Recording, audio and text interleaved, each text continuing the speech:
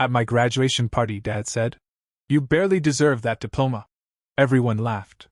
I smiled, raised my hand, and said, That's funny, because I paid for yours too. Then, you ever have a moment where the world slows down, and you just know, you're never going to forget what happens next? That was me, standing under a string of cheap party lights in my aunt's backyard, a half-eaten slice of cake in one hand and a crumpled diploma in the other. People were laughing, music was playing, and I was wearing the first suit I'd ever bought that wasn't second-hand. It was supposed to be the happiest day of my life. Graduation. 4 years of blood, sweat, and ramen noodles. A mechanical engineering degree from a state university, paid for by me. No loans. No help. Just 3 jobs, missed birthdays, and a lot of nights staring at a ceiling wondering if it was worth it. Then my dad raised his glass. It started off normal, too normal. To my son, he said with that slow, smug grin that always made my stomach tighten. Who somehow scraped by and got a diploma, barely. Laughter. Light, casual, the kind you hear when someone gets roasted by a buddy. But it wasn't a joke. Because what they didn't know was that I'd been waiting for this moment. I swallowed my pride, smiled like I was in on it, then raised my hand and said, That's funny, because I paid for yours too. The laughter died. Just like that. Like someone had cut the music. And then I said it, the thing that changed everything. But that's a story best told from the beginning. Because the truth started long before the toast, before the diploma, before the grind. It started with a letter in the mail. A letter with my father's name, and my address. And everything after that spiraled into the moment I stood in front of a crowd of people and told the truth no one expected to hear. It came during my second semester sophomore year, sandwiched between a pizza flyer and a bill I couldn't afford to pay. A plain white envelope with red ink screaming, Urgent. I almost tossed it. Until I saw the name. Michael T. Reynolds. My dad. I sat on the edge of the bed in my basement apartment, the radiator hissing behind me, and opened it with fingers that already knew this wasn't going to be good. Inside was a debt collection notice. Over $40,000 in defaulted student loans. Loans my father had taken out years ago to attend college for a degree he never finished. And then disappeared. The thing was, I didn't even know he went to college. But apparently he had, for a year and a half before dropping out. The loans had defaulted years ago, and he'd moved them into forbearance and deferments until there was nowhere else to hide. Somewhere along the line, he'd used our old family address, my address. And because I'd unknowingly co-signed something when I was 17, because of course he'd slipped that into the stack of papers he once told me were for my learner's permit, I was now legally tied to his mess. I spent the next week in a haze. Classes blurred. I was working overnight shifts at the campus mail center and napping during lectures. Meanwhile, every time I saw his number on my phone screen, I wanted to throw it into traffic.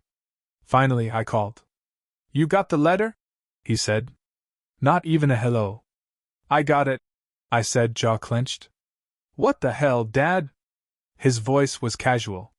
Relax. It's not that big a deal. They just want someone to pay it off. You're the one going to school, aren't you? That was the first time I truly understood how deep his selfishness ran. The man who hadn't bought me a birthday gift since I was 13. Who disappeared for weekends and came back smelling like cheap beer and casinos. Who mocked my ambition while draining every ounce of faith I had in family. And now he was asking me to fix his mistake. You've got your head on straight, he said. You'll figure it out. Click. I stared at the screen for a long time, then quietly opened a spreadsheet and added another line to the list of debts I was already carrying. I didn't know how yet, but I was going to pay it off. And I was going to remember. Every word. Every laugh. Every moment he shrugged off my future like it was just another game he could lose and walk away from. Because I wasn't walking away. I didn't tell anyone. Not my friends, not my roommates, not even my mother. Instead, I added a 4th job to my schedule.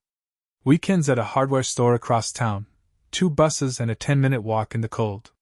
I worked the register during the day and stocked lumber at night, came home covered in sawdust and aching in places I didn't know could ache.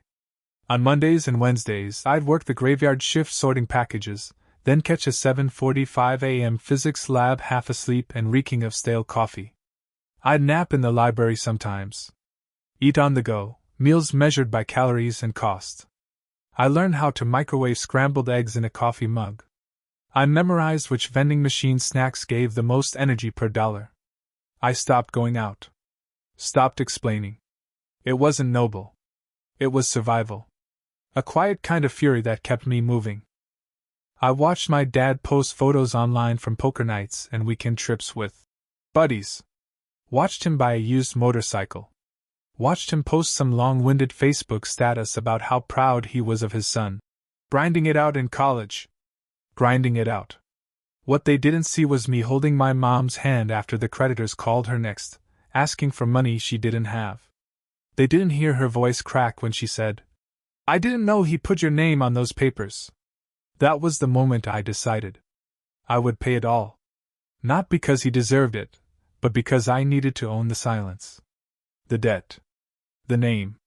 I would clean up the mess and then hand it back to him, neatly folded, paid in full, with every scar accounted for. So I paid. Slowly. Month by brutal month. Until 3 years later, just weeks before graduation, I made the last payment. $42,138.07. And not once, not a single time, did he say thank you. But I didn't need him to. I had something better. I had the truth. And soon, everyone else would too. Graduation day felt surreal. I stood in line wearing a borrowed cap and gown, shaking hands, nodding through speeches I barely heard, thinking only of the weight I had dragged with me across every credit hour. No honors. No chords. Just that plain, stitched robe and a name they finally called out loud. Jonathan Michael Reynolds. My full name. His name, too. I didn't look up when I crossed the stage. I didn't wave. I shook the dean's hand and walked back to my seat as if I were walking through fog. But inside, something shifted. It wasn't pride exactly. It was something quieter. Stronger. Like surviving a storm no one else noticed. The party was my mom's idea. She rented out my aunt's backyard, got paper decorations from the dollar store, ordered too much sheet cake. She cried 3 times and hugged me 12. My younger sister made a poster board collage of photos that somehow didn't include my dad once. I thought maybe that was intentional. People came, friends, professors, coworkers. Even my shift manager from the lumberyard. They said kind things. They meant it. I believed them. Then came the clink of a glass. My dad stood near the drink table, cup in hand. He wore a Hawaiian shirt like it was a barbecue, not a milestone. Already 2 beers in. He raised his plastic cup and said, "Let's hear it for John. He barely deserved that diploma, but hey, he made it." Laughter. Not cruel. Just thoughtless. Comfortable. The kind that floats on top of a room without realizing how deep it cuts. My mom froze. My sister went still. I smiled. Slow. Calm. I turned toward him and raised my hand like a student in class. "Actually," I said loud enough for everyone to hear, "that's funny, because I paid for yours too." And just like that, the laughter stopped. The air shifted, like the second before a storm hits and everything goes eerily quiet. My father's smirk faltered, just a flicker. A flash of confusion behind his eyes. Then came the murmurs. Heads turned. Glasses paused halfway to mouths. I stepped forward, still holding my drink, still smiling, but now it was a different kind of smile. "I'm serious," I said, my voice steady. "You remember that student loan you defaulted on? The one that used our address? The one the collectors chased me down for?" I let the words hang. Let the realization bloom across the faces in the crowd. I paid it off. Every last cent. While I was working nights and weekends just to afford my own tuition.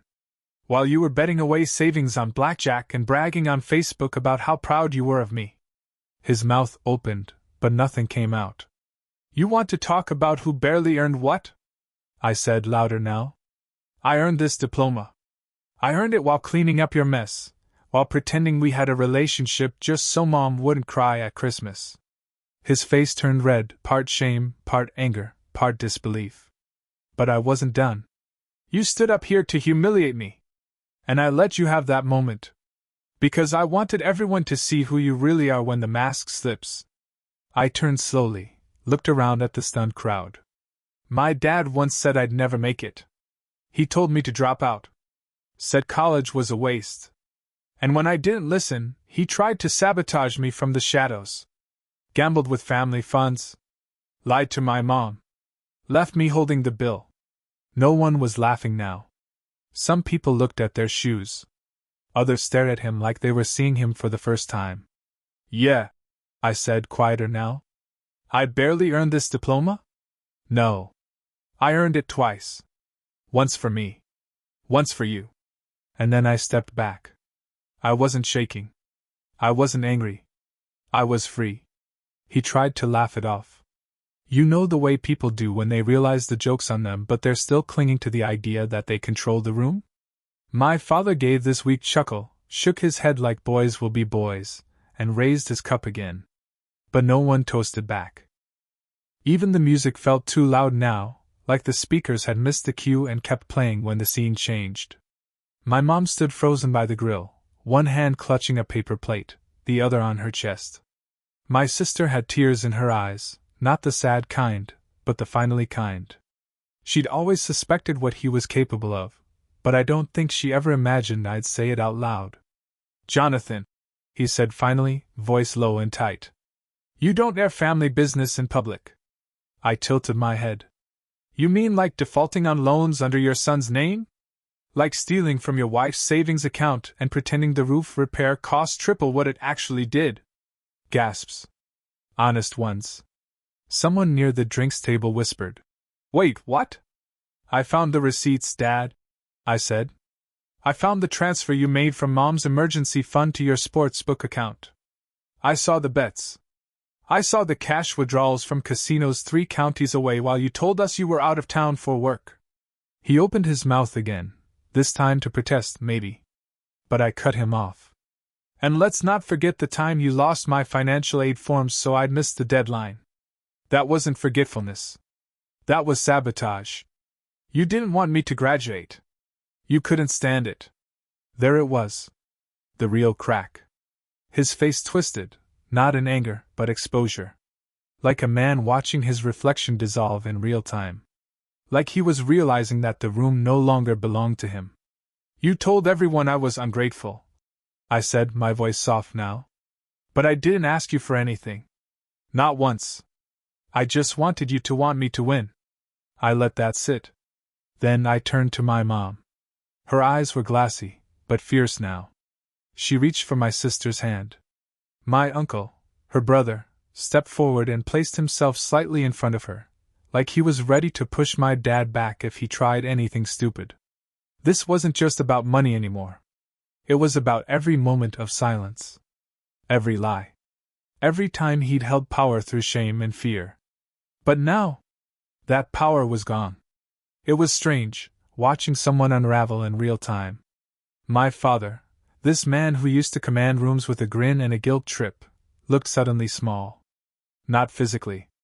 Just hollow. Like all the bluster had been keeping him inflated, and now that it was gone, he didn't know how to breathe. He tried to pivot. You don't know what you're talking about, he muttered, shaking his head, reaching for dignity like it was something he'd dropped on the floor. You're exaggerating. None of that is what it seems. Then explain it, I said. Calm. Controlled. Explain the forged co-signer documents. The calls from your loan agency that came to my phone. The fact that I found out about your debt because they came after me. More silence.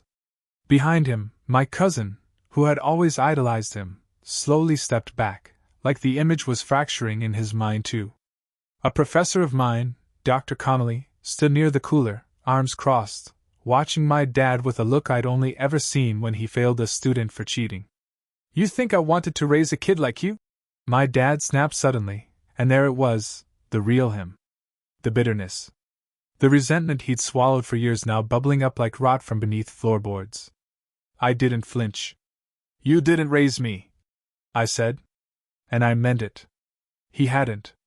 My mom had. My jobs had. The cold nights in a cramped apartment, the bus rides, the double shifts. The professors who stayed after class, the coworkers who covered for me when I had a test, the strangers who left free books on library benches. They raised me. Not him. He tried again. You think you're better than me? No, I said.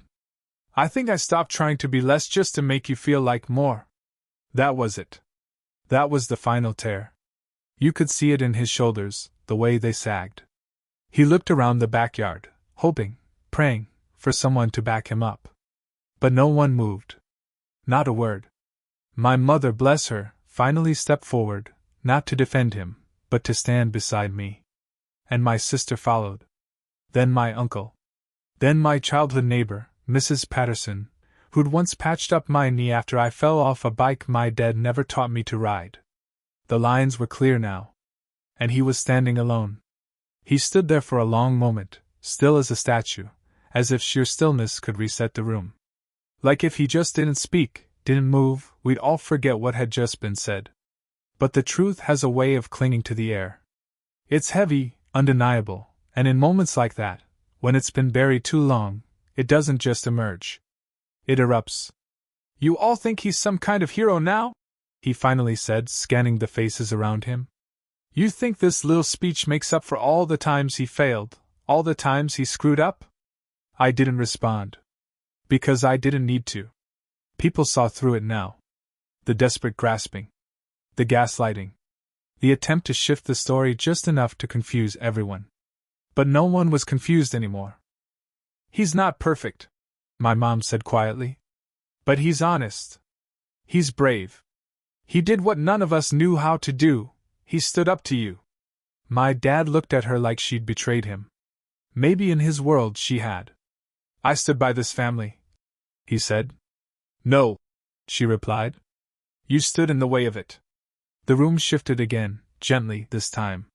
A realignment. The kind that doesn't scream, doesn't stomp, but changes the shape of the future in a single breath. My sister stepped forward and put her arm around me. She had tears on her cheeks, but her voice was clear. I always knew something was off, she said.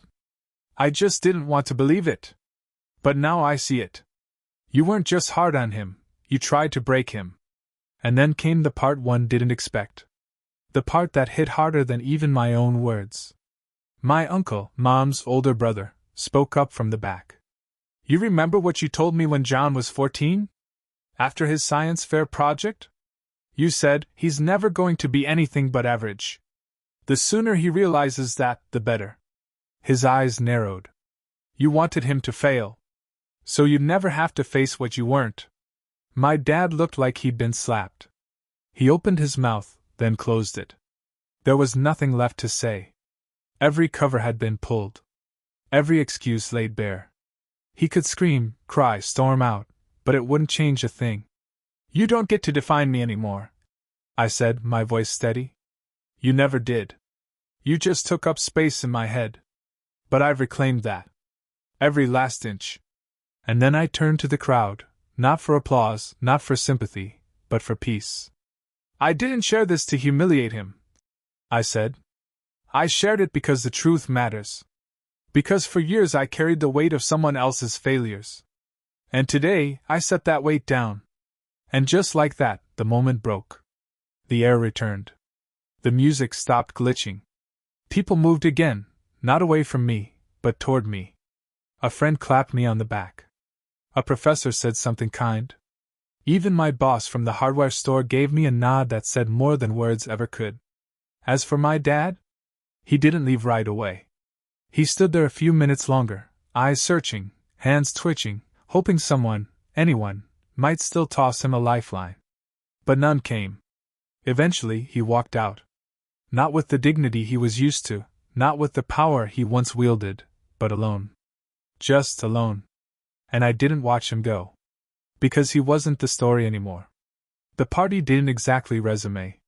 There wasn't some triumphant cheer, no slow clap or movie-ending applause. People milled around in this strange, charged quiet, whispers instead of conversations, glances instead of noise. But it wasn't awkward. It wasn't shameful. It was respectful. Like the silence that follows a eulogy no one saw coming. And in a way, that's what it was. I hadn't buried a man, I'd buried the illusion of one. The version of my father I tried to hold on to when I was younger, when I still believed his cold detachment was discipline and his silence was strength. That version died the moment I said, "Because I paid for yours too." Some people left early. They didn't say much. I didn't blame them. But the ones who mattered stayed. My mom stayed. She didn't just stay, she started moving again. She cleaned up the spilled punch from the patio table like it was the most normal thing in the world, and then turned to me and said, "You hungry?" I hadn't realized until that second how much I was starving. She handed me a plate and, without a word, sat next to me under the porch light. My sister joined us. My uncle cracked a joke about how I was now officially the Reynolds family accountant. And for the first time in what felt like years, I laughed without weight in my chest. Later, when most people had gone and the string lights were flickering against the night, my mom and I stood by the back gate. She was staring off into the dark like she was watching something leave. "I knew," she said suddenly. "Not everything. But I knew. I just didn't want to see it." I nodded. "I understand." "No, you don't," she whispered. "You shouldn't have had to clean up after him. That wasn't your job." I didn't argue. I just said, "But I did. And I'm still here." She looked at me, really looked at me, and her eyes welled up. "You're stronger than any of us. I'm sorry it took so long to see it." It was quiet again. But this time, the silence felt safe. That night, I went back to my apartment, barely furnished, still smelling like boxed pizza and textbooks, and sat on the edge of my bed in my wrinkled graduation suit. I looked down at my diploma. It wasn't just paper. It was proof. Proof that I had built something, brick by brick, shift by shift, dollar by dollar, with no help and no shortcuts. I had survived more than lectures and midterms. I had survived doubt, sabotage, and a legacy of silence. And I hadn't just survived, I'd won. Because the real prize wasn't the degree. It was the moment I took back my name. And every inch of myself that he had once tried to claim. It's been a few months since that night. The diploma now hangs on my wall, not because I need to see it, but because I earned the right to. People still ask me about the party sometimes. "Did you mean to say all that? Aren't you worried what your dad thinks?" But the truth is, I didn't say it for him. I said it for me. For the kid who stayed up nights questioning his worth. For the teenager who carried guilt that wasn't his. For the man who finally understood that silence doesn't keep peace, it just hides pain. If there's anything I've learned, it's this. Sometimes, telling the truth is the bravest thing you'll ever do. And sometimes, the people who should have protected you are the very ones you need to stand up to. But when you do, when you finally stop hiding and speak with nothing but the truth in your voice, you don't just reclaim your story, you reclaim yourself.